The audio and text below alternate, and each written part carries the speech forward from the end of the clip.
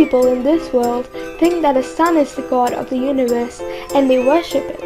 But is it possible for the sun, which can be easily hidden by a small cloud that can also stop its light, be the god?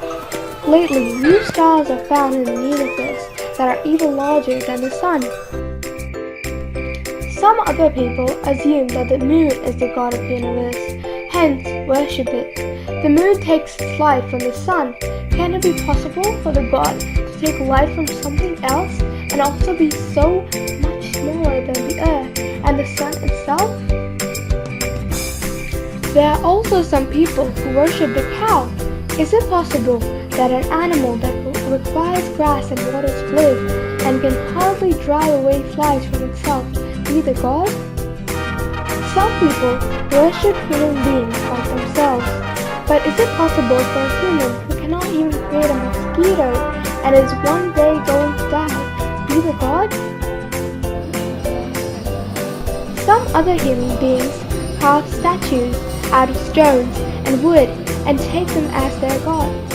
But is it possible for a statue that is made by human hands and cannot even drive away a fly from itself be the god?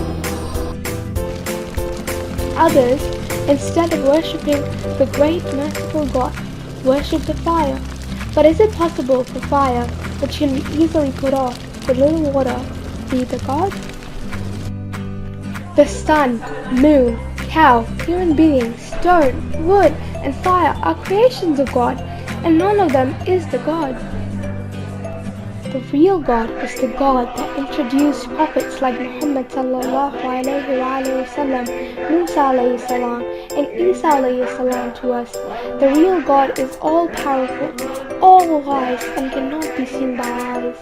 Everything that exists in this world is the creation of God.